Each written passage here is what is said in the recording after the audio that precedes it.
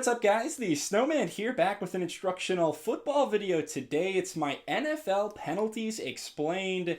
Unfortunately, penalties play a key role in a lot of NFL games. Some infractions are very intuitive and easy to understand, while others are a little bit more convoluted. Right now I want to go through every common penalty in the NFL and explain how each of them work. Before we jump into the different types of penalties, a quick look at how our officials line up during an NFL game. Each refereeing team is made up of 7 officials. The head referee is the leader of the group. He's the one communicating with the audience which penalties are being called. Each play, the referee positions himself just behind the quarterback and whichever team's offense is on the field. The other 6 officials assist the referee in making calls. Besides him in the backfield is the umpire. Then on the sides we have a down judge and line judge near the line of scrimmage. We also have a field judge, side judge, and back judge deeper down the field to act as extra sets of eyes for the referee. Let's get into the penalties now, starting with offensive penalties. Delay of game is a 5-yard penalty. Between each play there's a 40-second play clock that starts counting down as soon as the whistle blows and the previous play has ended. That's when the offense has 40 seconds to snap the ball and run their next play. If the play clock expires before the offense snaps the ball, we've got a delay of game penalty and the offense moves back 5 yards. False start is another common one. This occurs if any offensive player flinches or moves abruptly while they're already set. We see this a lot with offensive linemen looking to get a head start on the play. If they move early, it's a 5-yard infraction. Offensive holding is pretty straightforward. A player not allowed to grab or pull down a defensive player while trying to block him. We see this a lot with offensive linemen as well.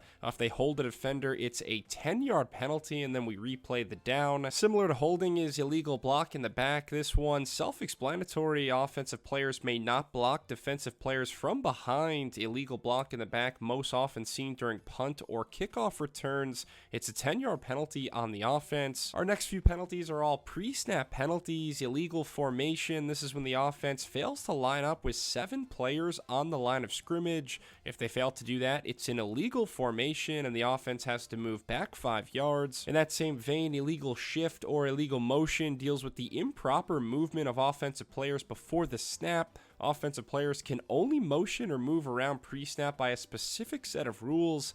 One example of this, only one player may be moving laterally to the line of scrimmage when the ball is snapped. Illegal shift equals a 5-yard penalty. Illegal substitution / too many men on the field. This is when an offense or a defense breaks the huddle with more than 11 men on the field. Football is played 11v11 each play. You're allowed to make substitutions in between each play, but you can't line up or actually run a play with 12 or more players on the field. If you do, that's a penalty of 5 yards. Our next offensive penalty is ineligible man downfield. The 5 offensive linemen are not allowed to run down the field on passing plays. They would be ineligible and penalized 5 yards if an O-lineman goes beyond the line of scrimmage before the pass is thrown. A couple of more offensive penalties to go. Next is illegal forward pass. This is when a quarterback throws a pass after moving beyond the line of scrimmage. It's also called if there's more than one forward pass thrown on the same play. The penalty is 5 yards plus a loss of downs. We also have intentional grounding. If the quarterback is about to get sacked, you can't just throw the ball into the ground to avoid the loss of yards. The QB has to be outside where the offensive tackles line up. There must be a receiver in the area, or he must throw the ball past the line of scrimmage. If he's in the pocket and throws the ball short of the line of scrimmage and there's no receiver in the area, that's intentional grounding. It's a 10-yard penalty plus a loss of downs, so a very severe punishment for the offense. Let's move on to the common defensive penalties now. These first 3 are all very similar. Offside is a general term for when the defense has moved across the line of scrimmage before the play begins. Both sides have to stay on their side until the ball is snapped. If anyone crosses over prematurely, they're offside and a 5-yard penalty ensues. Encroachment is another version of offside. This is when a defensive player makes contact with an offensive player before the ball is snapped. You'll see this on hard counts when the QB is faking the snap. They can sometimes get a defensive lineman to bite and start moving early. Neutral zone infraction is very similar to offside 2 if a defender jumps across early. Neutral zone infraction is very similar to offside 2 if a defender jumps early across the line of scrimmage and it causes an offensive player to move. The defender is charged with the penalty. Neutral zone infraction, a 5-yard offense. Moving on to face mask, this one is pretty simple. If you grab an opponent's face mask or any area of his helmet, that's a 15-yard penalty and an automatic first down. Face mask penalties can be on the offense, but most of the time we see this when defenders are trying to tackle offensive ball carriers. Parallel to face mask is the horse collar tackle. This is another 15-yard infraction plus an automatic first down. Defenders are not allowed to tackle a ball carrier by grabbing the back of their collar or the edge of the shoulder pads and yanking them down to the turf. Earlier we mentioned offensive holding. Well, there's also a version for defensive holding. If a defensive player grabs or impedes a receiver or running back that doesn't currently possess the football, then it's holding. You'll see this with cornerbacks trying to hold receivers on passing plays before the ball is thrown.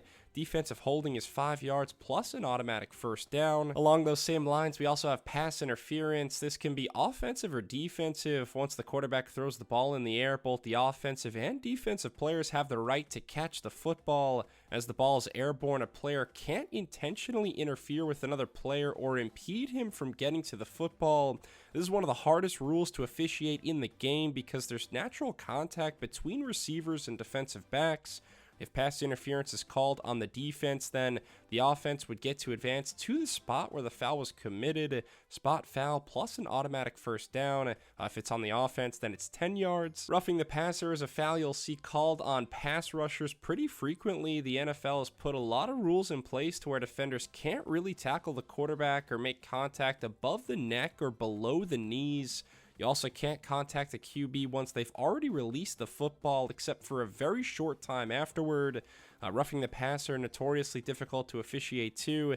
It's a 15-yard penalty and automatic first down. Running into the kicker occurs when the offending player makes contact or bumps into the kicker or punter after a kick, but doesn't make excessive contact. If it's excessive, then that's officiated the same way as roughing the passer. 15-yard penalty. Running into the kicker, less severe, just a 5-yard penalty for touching a kicker. These last couple are more so general penalties that can be called on any player anytime. Unnecessary roughness. This is any physical contact outside of the boundaries of rules like late hits, illegal blows to the head, tackling a player who's already out of bounds. All these things warrant a 15-yard unnecessary roughness penalty. And finally, we have unsportsmanlike conduct. This is a broad term that covers a wide array of infractions against the spirit of the game.